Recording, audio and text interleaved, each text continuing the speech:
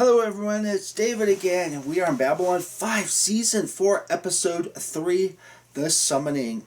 We start off with Ivanova and Marcus want to go on a mission to try and find the remaining first ones. They find something alright, but it ain't the first ones. We zip on over. Londo and Veer arrive at court with Cartagia torturing Jakar, where he has blood on his hands literally, washes them off in this little thing, and then proceeds to pour bloody water. Of course, we all know it's just dye, food dye. But anyway, pours it on a flower and, talking about, taking care of the plants. And it's like, okay, dude. We cue the entrance, and Delenn says that it is January 17th of 2261. She says also that we are badly outnumbered by our enemies. So how does Delenn know that they're badly outnumbered by the shadows? I mean, does she have a little, dry erase board that she writes down how many ships and stuff they have? And where did she get that information? Did the Rangers possibly give it to her?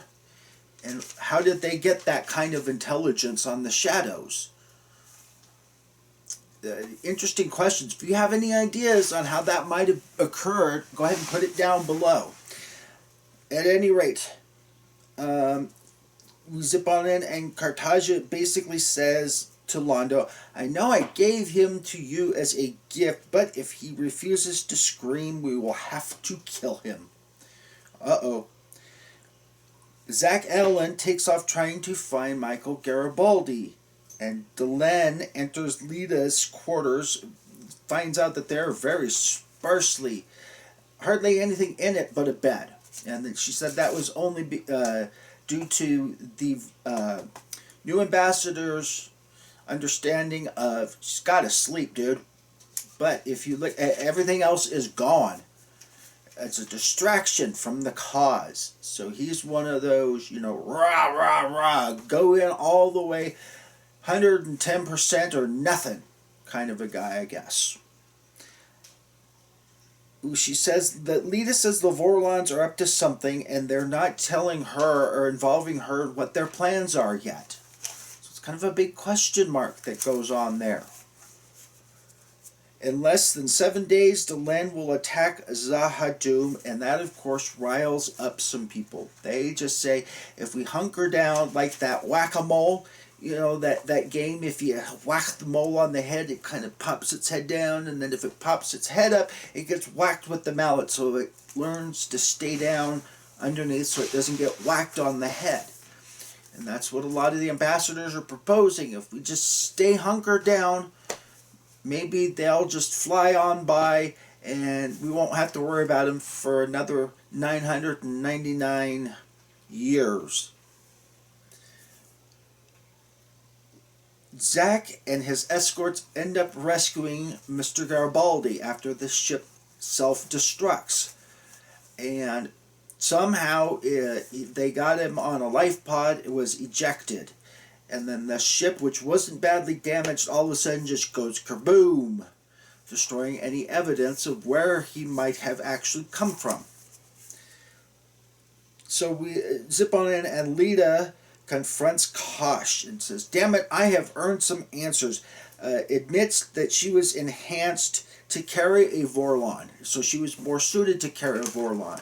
So, of course, we see her with the gills, and she admits that her telepathic abilities were enhanced by the Vorlons. And does anyone know what level I'm pretty sure she's past a P12 now.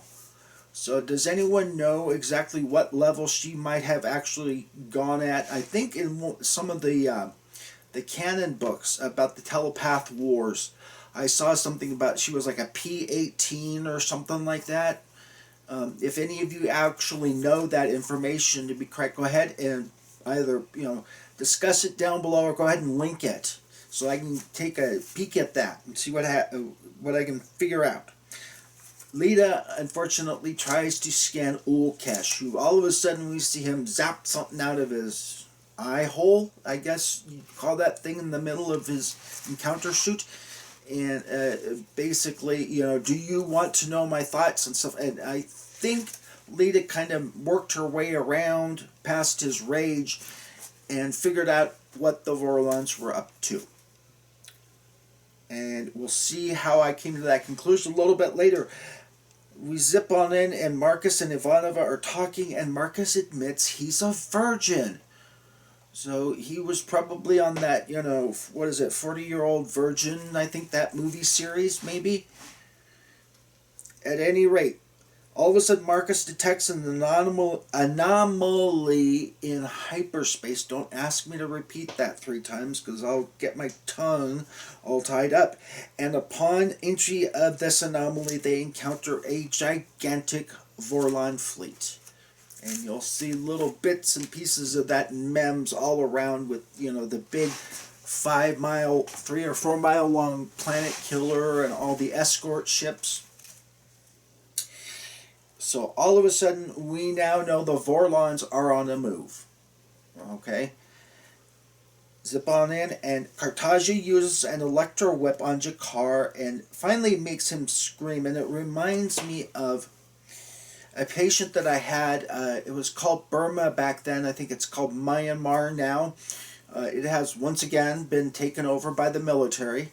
And this gentleman was in prison, I want to say, for 17 years. He told me a little bit about what they, the whips and everything that they use, because you could just tell his whole back and his whole body all over was just scarred everywhere from all the torture that he had to endure for days, weeks, months, years on end. And he said the worst part was the psychological torture. Having to lose his wife and everything, and finally going from a jail cell in Myanmar to a hospital in Portland, Oregon, United States, where he's no longer has to worry about the government or anything like that. And he said that it's just shocking the 180 he's had to do in his mind.